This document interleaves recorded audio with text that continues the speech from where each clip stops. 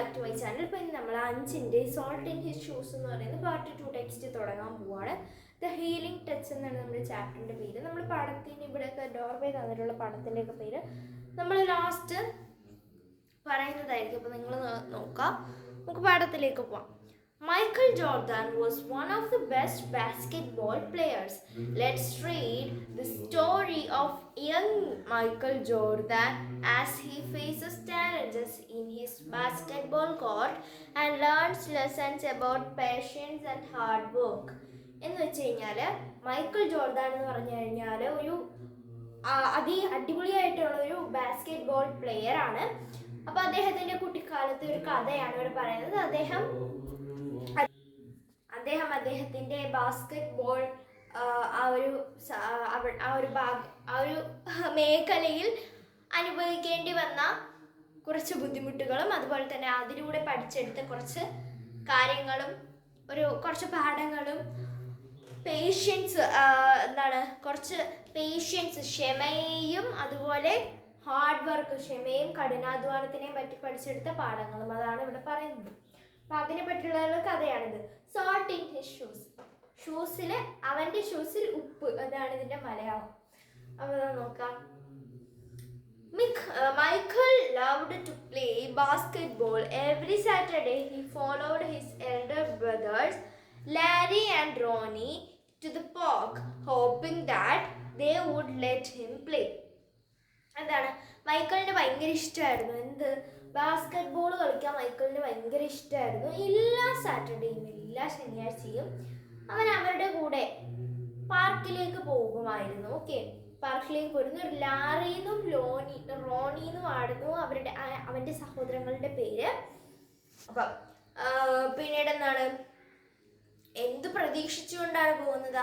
അവനെയും കളിക്കാൻ കൂട്ടുമെന്ന് പ്രതീക്ഷിച്ചുകൊണ്ട് പോകുമായിരുന്നു. But there was one problem, that was Mark. He was the tallest boy on the court. പക്ഷെ ഒരു പ്രോബ്ലം ഉണ്ട്. മാർക്കാണ് ആ പ്രശ്നം. മാർക്ക് മീൻസ് പോയിന്റ് ആണ് പ്രശ്നം. Sorry guys. അപ്പം നമ്മൾ നോർമലി മാർക്ക് എന്ന് പറയുമ്പോഴത്തേനും മറ്റേ മാർക്കാണല്ലോ ഉദ്ദേശിക്കുന്നത്. വേറെ വല്ല പേരങ്ങനെ ഇട്ടൂടാണ്. മാർക്ക് എന്ന് പറയുന്ന ഒരു പേരാണ്. എന്നോട് നിങ്ങൾ വളരെ വിനീതമായി ഞാൻ നിങ്ങളോട് കൂപ്പുകൈ ഇടുന്നു, എന്നോട് ക്ഷമിക്കണം. ഓക്കെ, അപ്പോൾ നോക്കോളാം. ദാറ്റ് വാസ് മാർക്ക് എന്ന് പറയുന്ന ഒരു പയ്യനായിരുന്നു അടുത്ത ഒരു പ്രശ്നം. He was the tallest boy on the court. അവനായിരുന്നു ആ ഒരു കോർട്ടിൽ, ആ ഒരു കളിസ്ഥലത്തെ ഏറ്റവും ഉയരമുള്ള ആള് എന്ന് വേണം പറയാൻ. What's the matter, Mickey? You shout. ഈ മൈക്കിളിനെ എല്ലാവരും മിക്കി എന്നാണ് വിളിക്കുന്നത്. ഓക്കെ, മിക്കി എന്നാണ് വിളിക്കുന്നത്. എന്താ പ്രശ്നം? നീ ഭയങ്കര കുഞ്ഞാണല്ലോ, നീ ഭയങ്കര ചെറുതാണല്ലോ എന്ന് പറയാണ്. Mark flapped his arms in Michael's face. ഇങ്ങനെ മൈക്കിളിന്റെ മുഖത്ത് ഇങ്ങനെ ഒന്ന് അടിച്ചിട്ട് അവൻ പോയി. ഇങ്ങനെ അടിച്ചിട്ട് പോയി. ഓക്കെ, അടിച്ചിട്ട് പോയി. Over here, shouted Larry. But when Michael threw the ball, Mark's long arms came out of now here and now. Larry പറഞ്ഞു ഇങ്ങോട്ട് ഇടൂ എന്ന് പറഞ്ഞു. ലാറി മൈക്കിളിൻ്റെ അടുത്ത് ഇങ്ങോട്ട് ബോൾ ഇടാൻ പറഞ്ഞു. അപ്പോൾ എവിടെ നിന്നോ ഒരു കൈ വന്നിട്ട് ആ ബോളിനെ അടിച്ചു മാറ്റി എന്ന് പറയാണ് ഇവിടെ.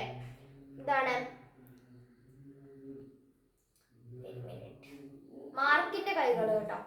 It flew into the hands of a player on Mark's team. He made the basket and the game was over. Just like that. പെട്ടെന്ന് അത് അവൻ എന്ത് ചെയ്തു? മാർക്കിന്റെ ടീമിലുള്ള ഒരാൾക്ക് ഇട്ട് കൊടുക്കുകയും ആ ഇട്ട് കൊടുത്ത ആൾ ബാസ്കറ്റിലിടുകയും അങ്ങനെ അവർ കളി ജയിച്ചു, കളി തീർന്നു. അങ്ങനെയായിരുന്നു.